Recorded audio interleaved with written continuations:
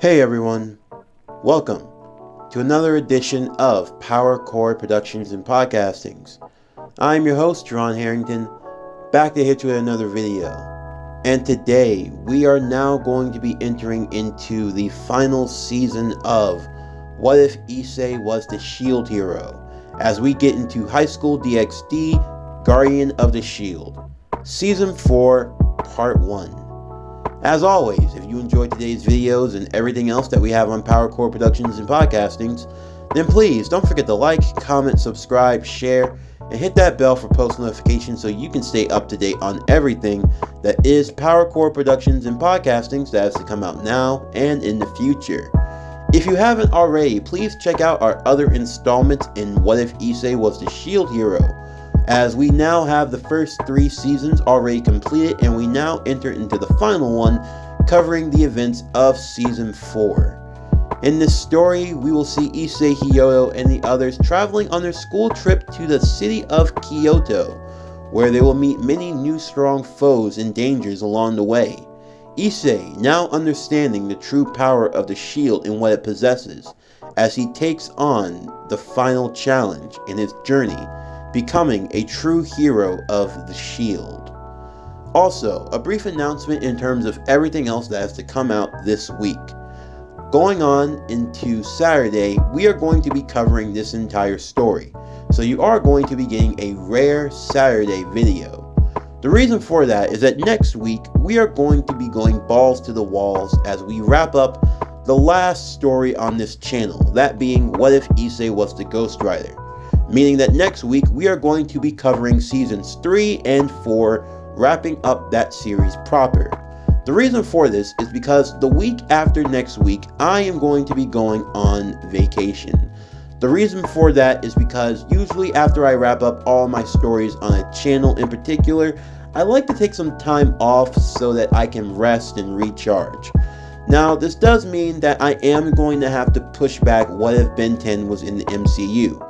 I understand that's not going to be very popular, and I know a lot of you guys are looking forward to it, but hear me out. I would prefer if I wrap up everything I have so far before I start anything new, and I would much rather start What If Ben 10 was in the MCU after I come out of break. The reason for that is because What If Ben 10 was in the MCU is only going to be 4 parts max. So it's not going to be a very long series, but there is a lot of detail that I have to add to it to make it work, so I'd rather take that extra time and work on it so I have something good when I come back from my vacation. So for this week and next week, we're going to be wrapping up the stories that we have on the channel, and then the week after I'm going to be going on a vacation. Well, I wouldn't really say it's a vacation, I'm not actually leaving or going anywhere, but I'm just going to be taking a break from doing videos because after I finish a series of stories, I like to have a chance to recharge and get my bearings and get everything together so that I can make quality content. So that's everything that you need to know going forward as we wrap up What If Issei Was the Shield Hero and What If Issei Was the Ghost Rider. But anyway, without further ado, let's get into today's video. So as always, sit back, relax, and enjoy the show.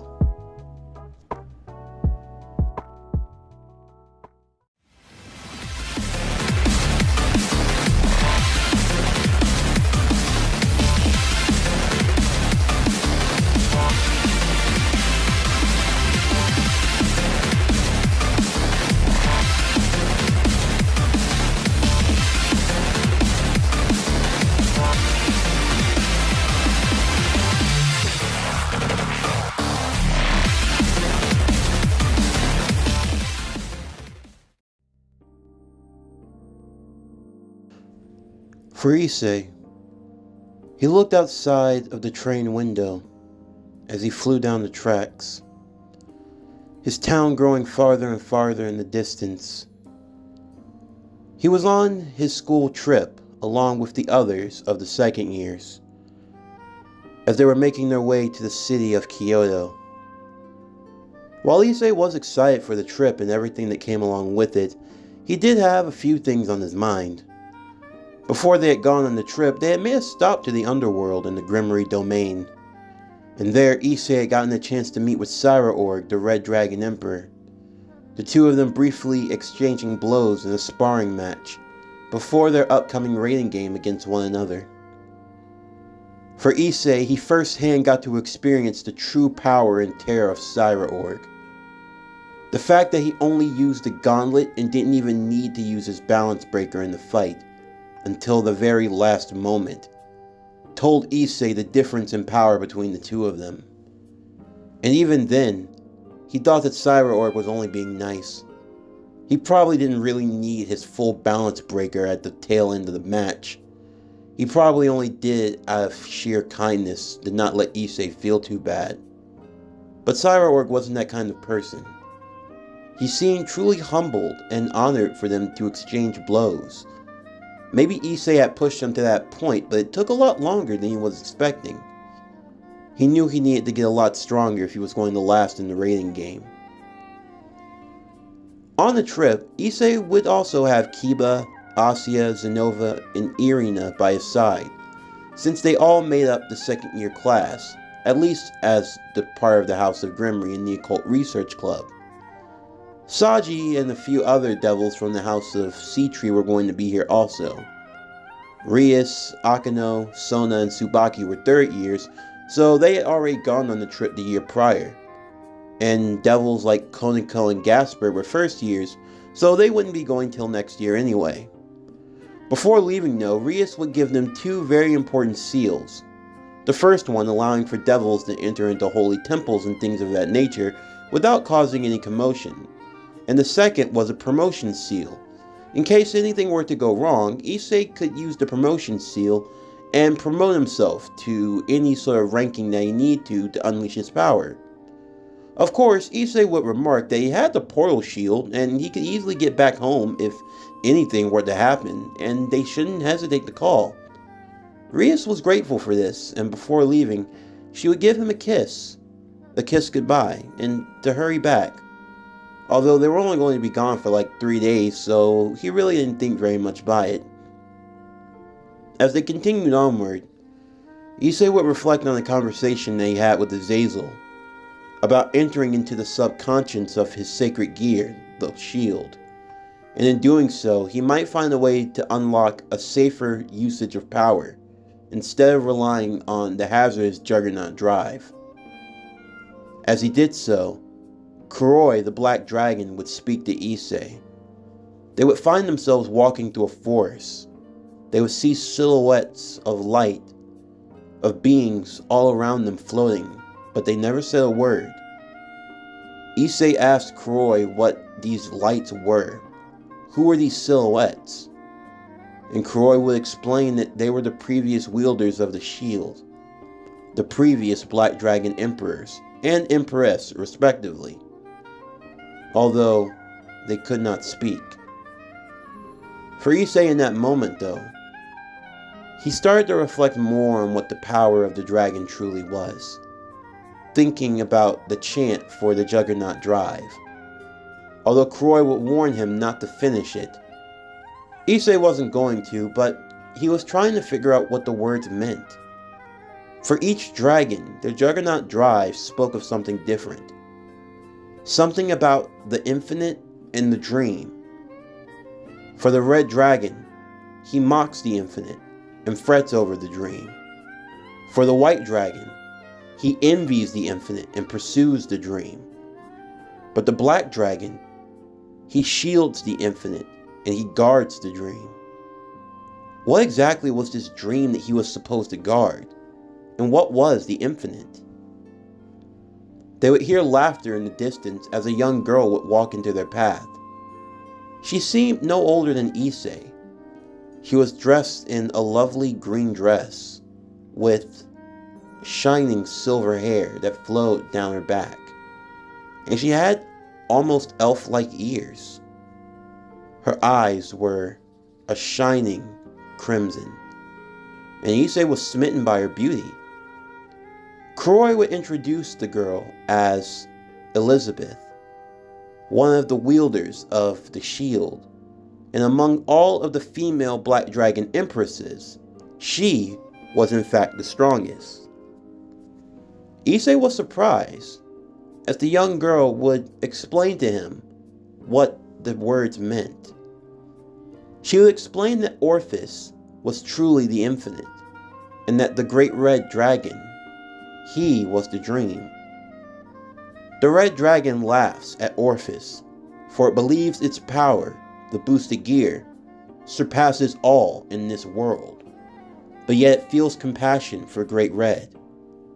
The white dragon envies Orpheus for its infinite power and pursues its own dreams to surpass Great Red and become the ultimate dragon. But the black dragon, it does not covet power for itself or for power's sake alone. Its strength does not come inward, but it comes from the bonds that are created. Those bonds, they are the infinite, shielded. And those bonds, the ones created, the relationships that are formed and strengthened through love, that is what guards the dream of the ones whom you care for. For Issei, it sort of made sense in that moment. It was why the shield was such a unique sacred gear compared to all of the others. The boosted gear boosted one's power by emotion. The white dragon emperor's gear divided power. But for the black dragon, the shield itself, it guards the power. The power doesn't come from the shield alone, but it comes from those that are forged in its bonds. As they continued speaking, Kuroi would also tell of the doorway, speaking of the previous Black Dragon Emperors that came before Issei. The strongest of all of the male counterparts were none other than the first Black Dragon Emperor himself, that being Naofumi, the shield hero, the one who sealed away the Black Dragon with the help of the other cardinal heroes. In the process, he was also the first Black Dragon able to defeat the White and Red simultaneously in combat, Issei realizing that he had a lot to live up to. Elizabeth would show them to the doorway that lied at the end of the forest. It was a door in the middle of the road. You could walk around it and the road would continue. However, the door would still remain on either side. However, on the right side of the door, there would be a knob with a keyhole. She would tell Issei the key that he had been given, the one that would allow him to unlock his potential. It required him to go through this doorway. Of course, Issei was more than ready to open the door itself, but he was stopped, Elizabeth looking back at him and warning him profusely to not take opening the door lightly. There were many shield heroes who lived their lives without ever opening that door, but for the ones that did, they found themselves somewhere they did not want to be. To open that door was to open yourself to the darkness, to be swallowed up by it. You would enter into the room of doorlessness. Once it closes behind you, it disappears, and the only way to escape would be by overcoming the darkness within. Issei would take this to heart before eventually awakening, as soon the group would be arriving in Kyoto. Before long, everyone would head off the train, and they would take their bags and head to the hotel. For Issei and the others, they knew that this hotel was owned by the Grimmery family, and as such, Issei expected that this was going to be a rather enjoyable vacation for himself. At least, that's what he thought, until he got inside his room. His room looked small and cramped, and it seemed to be devoid of almost anything. That was when Rosvisa would come in and tell Issei that his room was going to be sort of their meeting spot in case anything were to go down. Of course, they would thank him for his sacrifice for getting the crappy room, but then that's when Rosvisa would slip Issei a piece of paper. He would read it, and it would be a note from Rias. She would explain that she already knew how bad the room was, and as such, this was actually a magical seal, a portal that would take Issei somewhere else. He would have to make sure to use it though when no one was around, and he would take her up on that offer. Once everyone was done clowning him, Mainly Motohama and Matsuda, who got a kick out of seeing Issei struggle before going off to try to shoot their shots with the girls. Once Issei was left alone, he would use the seal and he would find himself being taken to another room. It was a private room in the hotel, a special suite, one made specifically just for him. He could use his portal shield to get to and from the rooms when needed. Basically, his room was nothing but a front, although Issei couldn't tell the other non-devils about this, which was fine with him. As he relaxed on his large king-size bed, looking at the flat-screen TV and looking out the window into the sea itself, he thought this was going to be a pretty fun vacation, and he was looking forward to everything that was to come. Before long, the group would then decide to go out, going to look through and see the sights and such. Kyoto was a very large city, so they were going to be pretty swamped for the next few days. Kiba was going to be in a different group, so he decided to coordinate with Issei about where they would go, making sure they had meeting spots in case anything were to go wrong. Before leaving though, Zenobia also told Issei that she would need to borrow Ascalon, in case anything were to happen since Durandal was under repairs at the moment, and Issei would make sure that she was covered. All in all, everything seemed to be going well. Despite the threat of the Chaos Brigade and all of that was going on, for the brief moment, they thought that this was going to be a chance to get away from all of the action and excitement. A chance to be kids and enjoy themselves. As they went around looking and seeing the sights, they would eventually find their way to the Thousand Gate Bridge, a stairway covered by almost 1,000 beams. Walking it was easier said than done, but for Issei, his senses would go off at one peculiar moment. Looking around and making sure that no one would see, he rushed up the stairs ahead of everyone, making it to the top. When he did so, the presence that he had felt originally seemed to be gone, almost as if no one was here to begin with. He looked around at the shrine, making sure that his mind wasn't playing tricks on him, when out of nowhere, a few bow staff would be shot at his direction. Issei's reflexes allowing him to dodge just in time, and before long, men in yokai masks would have him surrounded. And on top of the shrine stood a young girl. She had flowing blonde hair and fox-like ears and 9 foxtails. She was dressed like that of a shrine maiden, and the young girl seemed very annoyed as she looked down upon Issei with only one demand.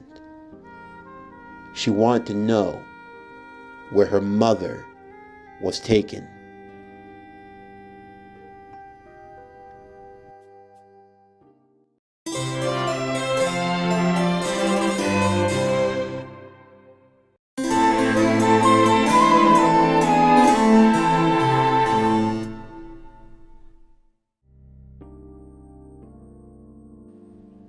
Issei had no idea what was going on and why he was under attack at that moment, although he did his best to avoid the guards who were after him, the young girl continuing to demand to have her mother back, although Issei had no idea what she was talking about. However, the young girl was not convinced, and she continued to send her forces after Issei, the fight moving over to a forested area where Issei found himself on the retreat, although he was able to fend them off rather effectively. Just when it seemed he was about to be cut down though, Zenobia and Irina would arrive just in time, blocking away their attacks, and Asuya showing up as well. He would use the promotion seal and promote himself to knight, giving him the speed advantage. Issei would lead everyone in the battle, commanding them not to kill but to only incapacitate, as they didn't want to cause any troubles. The group was able to work effectively, and they were able to get the yokai guards to retreat, the young girl realizing that the only thing she could do was fall back for now, although she still had a look of determination that she would find her mother. As they disappeared, Issei had no idea what was going on. He had no reason to know just how they had gotten in that situation, although the best thing they could do was tell Azazel in the meantime. Once having him properly informed of everything, Azazel would tell Issei that he would look into it for now, not knowing why the Fox Yokai faction would want to try to fight him. Although, if there was something going on in Kyoto, they would have to get to the bottom of it. So for now, Issei and the others would merely be on standby. Although, he did have one thing he needed Issei to do. Rounding up the other devils that were available, from both the House of Grimmery and the House of Seatree, they would all meet up at another hotel. In doing so, they would meet with Seraphalt Leviathan, Sona Seatree's older sister and one of the 4 Devil Kings. She was in Kyoto on business and was actually supposed to be meeting with the Yokai faction when something terrible happened. Their leader had been kidnapped. In all likelihood, all signs pointed to the Chaos Brigade being the ones responsible. Azazel would warn everyone to stay on guard while they were on the trip, not knowing if or when another attack may take place. But for now, they would still try to enjoy themselves somewhat. For Issei and the others though, they would take the training in the brief moments that they had, wanting to make sure that they stayed on top of things, keeping themselves ready at all times. On top of Issei giving Zenobia Ascalon to use in battle, Kiba also gave her a short sword that she could use as well, and she was grateful, having weapons that she could keep on herself in case anything were to go wrong. For the most part, the group would still continue their sightseeing and nothing seemed to be too out of the ordinary for them. They visited the various temples and shrines and other landmarks of Kyoto, and everyone really was enjoying themselves. Even Issei in that briefest of moments, kind of forgetting about the troubles that were bothering him through and through. Not just with the Chaos Brigade, but he was also having his own issues. He was thinking about his hidden potential, the doorway. He wondered when the time would be for him to open that door, to unleash his power. He wondered what was his darkness, and could he actually overcome it?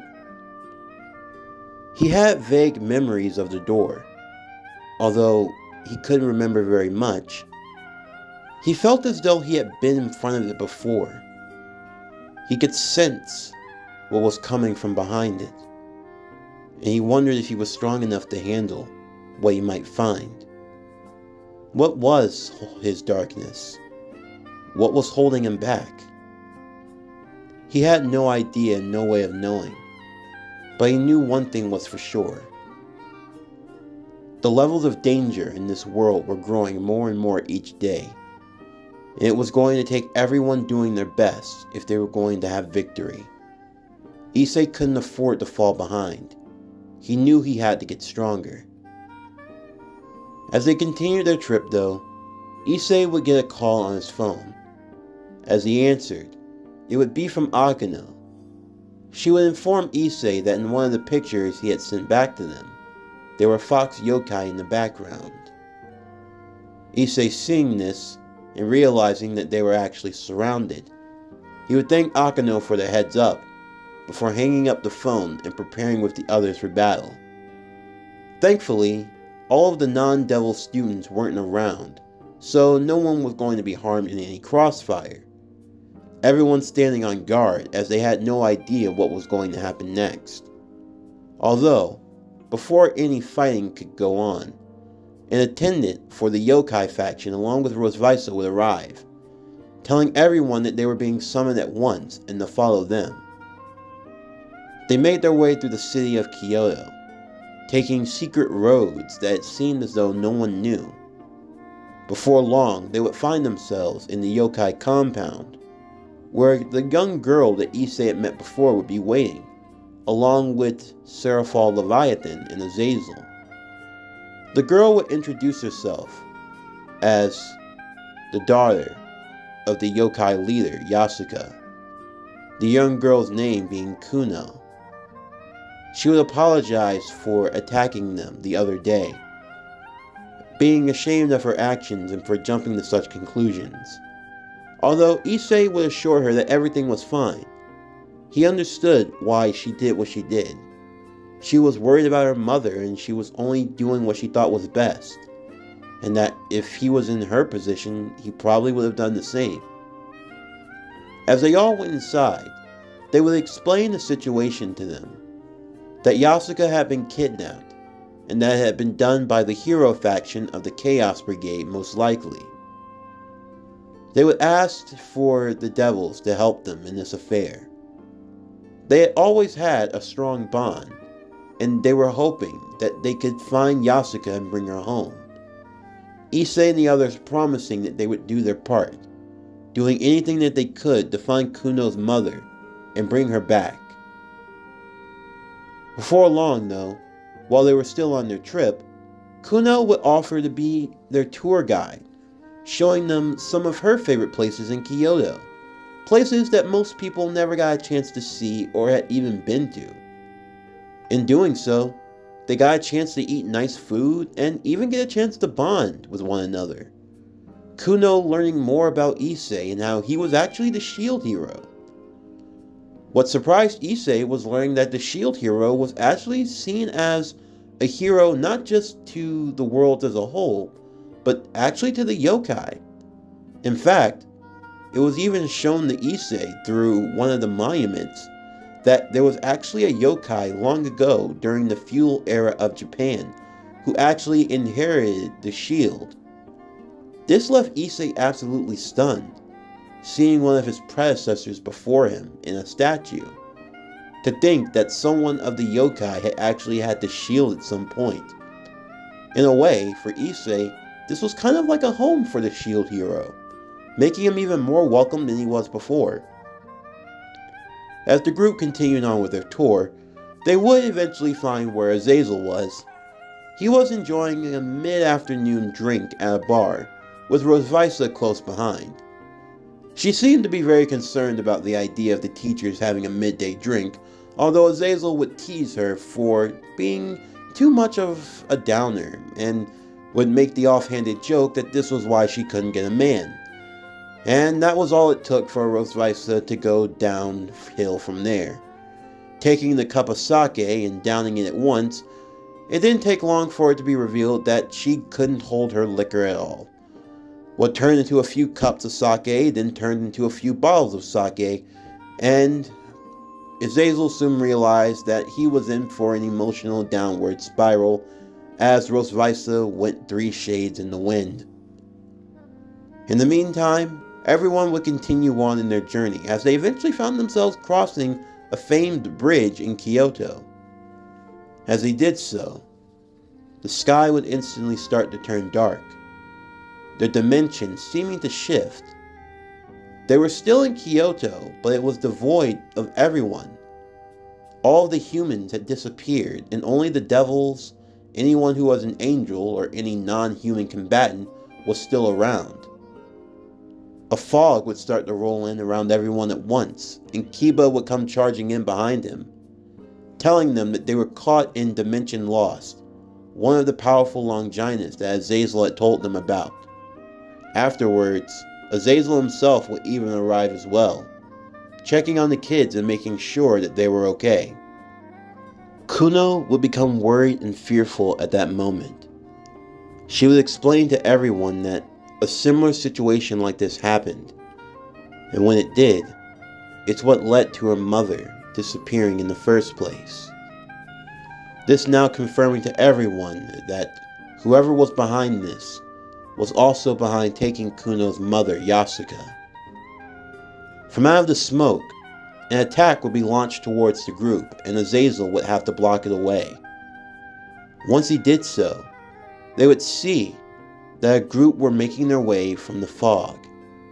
Among them, a boy with dark blue hair, and carrying on his back a spear coiled by 2 snakes, with a red gemstone near where the blade was. Issei's shield would start to twitch at once. Issei looking down and asking what the problem was. Kuroi would only answer in abject shock. It's impossible. It can't be. That's no ordinary spear, Issei. That spear's... It's the Cardinal Spear. Wait, what? The Cardinal Spear? How is that even possible? I thought the spear was destroyed. Isn't that how you got sealed in my shield in the first place? The other 3 Cardinal heroes, they died, and their weapons were destroyed in the process. Now. Who on earth told you a thing like that? Now it is true. The spear, the bow, and the sword, they were indeed destroyed when your dragon friend there was sealed away inside of that shield. But by no means did that mean that the weapons couldn't be reforged once again. Everyone would be surprised by his words. Even Azazel would be stunned. It had now been thought long up until this point that the shield was the only cardinal weapon left in existence. But now standing in front of them was living proof that that was no longer the case. Don't get so haughty, my friend. A cardinal weapon is something that can never be truly destroyed, only reborn. Like a phoenix rising from the ashes, the spear hero lives again. Issei would power up his shield, walking forward in front of the group as the boy with the spear did the same, until they were the only ones. And just who are you? My name is Soso, the spear hero. Nice to finally meet you, Issei Hyodo, Black Dragon Emperor, or should I say, Devil of the Shield.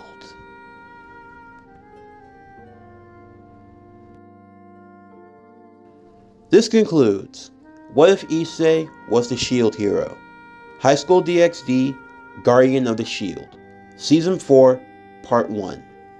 As always, if you enjoyed today's video and everything else that we have on the channel, then please don't forget to like, comment, subscribe, share, and hit that bell for post notifications so you can stay up to date on everything that is PowerCore Productions and Podcastings that has to come out now and in the future.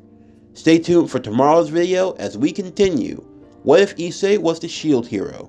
High School DxD, Guardian of the Shield, Season 4, Part 2. But anyway, that's going to do it for the end of today's video. I'm Javon Harrington with PowerCore Productions and Podcastings. Signing off, and I'll see you next time.